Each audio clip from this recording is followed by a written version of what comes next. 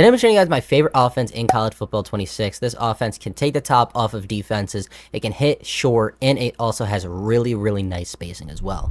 The playbook that I'm in is the Alabama playbook. Now, I know it was very meta last year, but this year it's low-key a little slept on. They added a bunch of new plays to this playbook, and it's really good. Now, our main offense is going to be the trips tight end, but for secondary formations, we have the trips tight end offset.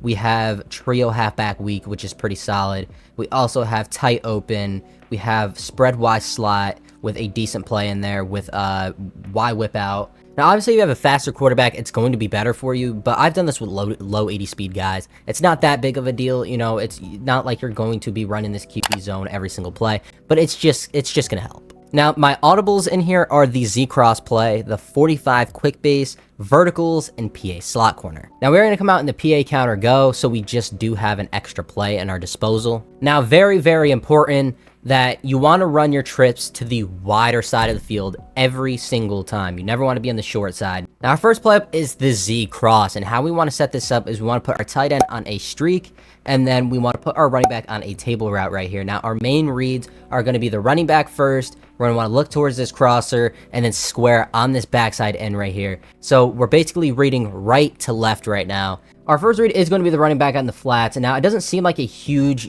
deal or whatever. It's a 5-10 yard pickup almost every single time, and you're making them have to respect it. You want to make sure that you're throwing that flat to make them have to play a hard flat, which could open up things later on. Your second read is going to be this wide receiver crosser that's going to get over those flat zones out there and underneath those deep zones. As you can see, the tight end pushes all those deep zones deep, and they're able to throw that wide receiver crosser. Now, back to what I was saying about that running back flat. Now, you could see the flat zone was kind of close in playing it, right? That's why we forced them to have to play a hard flat on our running back. Then we open up that crosser later on. Our final read is going to be square on this in route right here. That does a decent job at beating man, not too much. This is more of a zone beating play, but as you can see right here, you can find it right on the cut, and you're able to throw that backside shoulder, or you can wait until he cuts in the middle of the field. You know, it just depends on the defense and all that, but those are your three main reads. Now, our second play is just a, quick base right here. Your guard's just going to go over, block a linebacker, hopefully,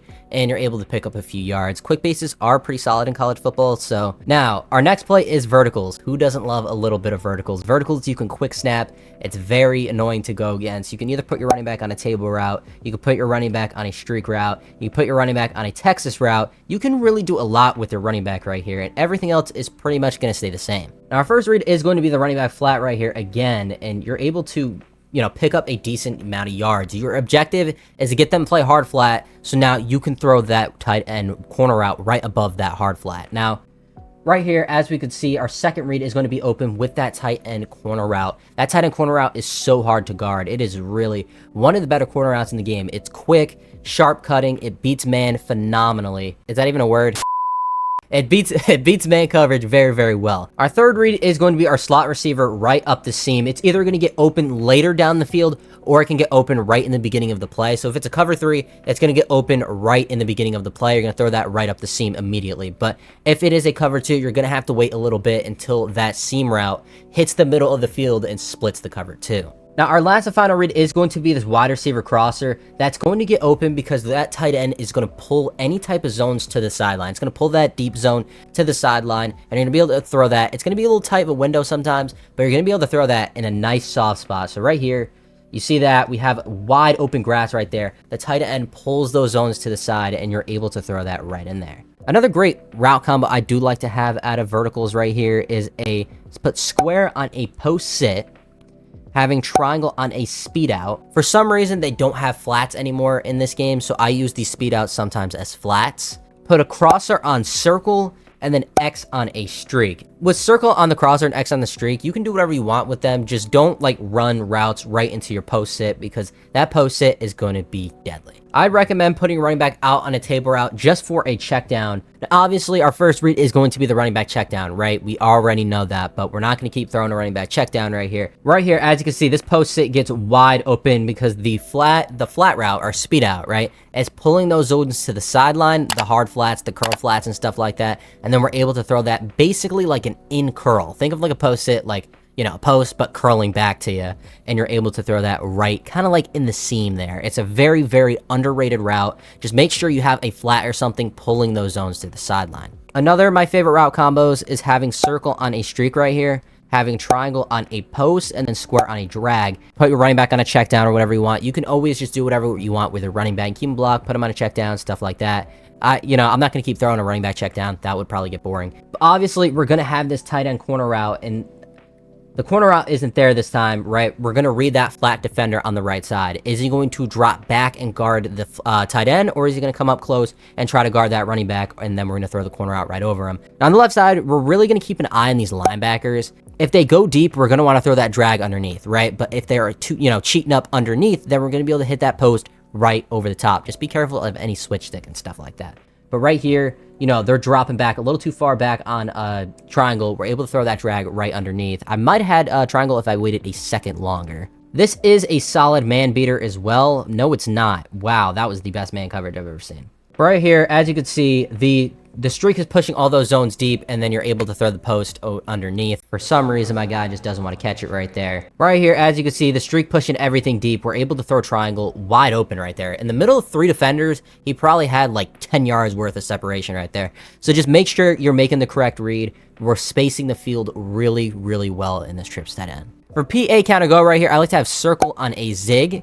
I like to have my tight end on a wheel, and then having my running back on a Texas route. Now, we're having the Texas route out there, obviously, because Texas routes are really good in this game. They have been for years, but we're also having, him respect the middle of the field as a user, right? So right here, if the running man coverage, I mean, it's burnt, right? They're going to get burnt on that zig almost every single time if it's man coverage. But what we're doing on this left side right here is we're going to either read our check down, or we're going to read triangle deep. Now, I kind of did get screamed at. I had circle wide open. My offensive line is not blocking.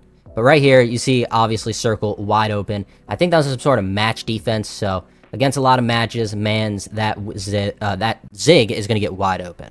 They're dropping back a little bit too far, but as you can see right here, against man coverage, it does really well as well. Just don't throw it early. If you throw it early, you're going to get a lot of overthrows. Make sure you wait, you're patient. Now, another route combo I like out of here, and you can do this out of any play, really, but I'm just going to do it out of the PA counter go, just for the example. We're going to have triangle or slot receiver on a return route. We're going to have circle on a streak. We're going to have X on a deep cross, and then square on a out route. What we're looking for here is this return route and then the deep crosser. It's going to be kind of like a high-low read, like a post slant combo, but a little bit different. Right here, we're going to have this play action, but our first read is going to be triangle on this return route.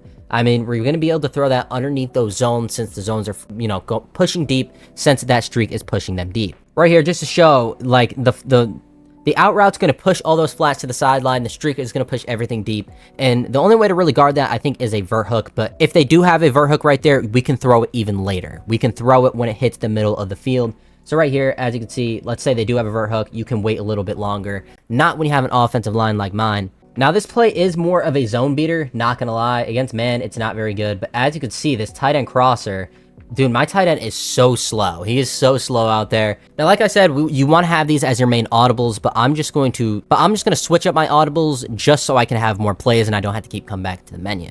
Our next play is the PA slot corner, and the only adjustments we want to do is streak circle and streak X. And now what we're creating is a high-low, basically a post route with our slot receiver and then square on a drag right here. You can also hit your guys up the seam if they are open. Some of the times, you'll catch your opponent like in a cover 2 or a cover 3, and you're going to be able to throw that immediately. But mainly, you're looking for the drag or the post. This post is going to cook any type of man coverage right there, as you can see.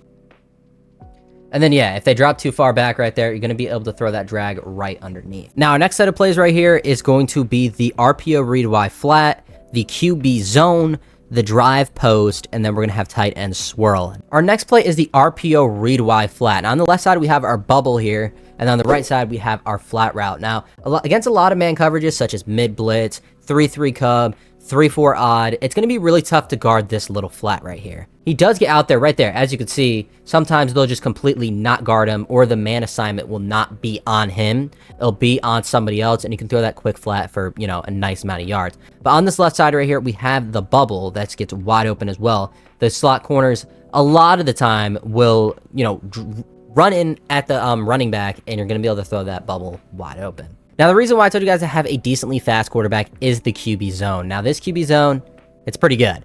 If you don't know Bama from last year, it's really, really good. It's good in like short yardage situations. You can pop them against like, you know, a lot of man coverages and when the alignment's right, but against a lot of zones, it doesn't get as many yardage as you would think. It's very, very good in the goal line, very good in the red zone. And right here, oh well, okay. See, against man coverage, it's really, really good. But against zone, it's like not that great. But like I said, it's going to be a very good goal line type of offense. And I mean, right there, we probably should have had a touchdown. Now, our last and final play out of the trips tight end right here is going to be this drive post. Now, the only adjustment I have for this is streaking X and then, you know, R1. You can put on a flat or whatever you want there. But this circle route, this circle post is going to get wide open against a lot of, okay, well, maybe not. We're basically reading, is the post going to get open or not? The post doesn't get open, so we have 2 drags underneath. Now, these drags are so good because you can either hit them right when they're cutting, or you can wait until they run, like, you know, to the other side of the field as well. Right here, against, like, a lot of zones, those linebackers are going to drop, you know, 5-10 yards. And even if they're 5 yards off, we're going to be able to throw that drag underneath for a nice few yards. And then right here, the post gets wide open. Since the tight end is pushing those zones deep, we're going to have that nice skinny post. Look how short that post is. That post is really skinny. Right here, as you can see, now we're hitting square the backside in. So we have the first drag, then we have an in route right behind it as well. So that's what makes this play so good. We have a 3-man read, and it creates nice, good spacing. I mean, look at the spacing right here. I mean, look at everybody. It's kind of... The only thing bad about it is that we're flooding the right side. There's no routes going to the left or anything. But now our next formation right here, trips tight end offset, is so good as well because we can audible from trips tight end to trips offset and within a snap of a finger. Now our audibles for the trips tight end offset is the double motion jet touch pass, the double motion jet power read, the double motion fake jet halfback seam, and PA crossers. Now you can throw in like an RPO alert bubble. I know level sales is pretty good, very popular, it's very quick. And then having verticals as well, you have speed option. You have a lot of plays out of here that you can, you know, get very creative with, but I kind of want to show off this scheme right now. Now, obviously, when you're running a jet touch pass, you're going to want to run it where, you know, you're running to the wide side of the field. It just makes a lot more sense. But when we hike this ball, as you can see, the tight end is going to motion over, he's going to set. Then I'm going to motion my wide receiver over, and he's going to take the snap, and it's promising. Like, even though that was a negative yards right there, I mean, it's very promising to the point where, like, a defender or 2 blocked right there, we could have a touchdown.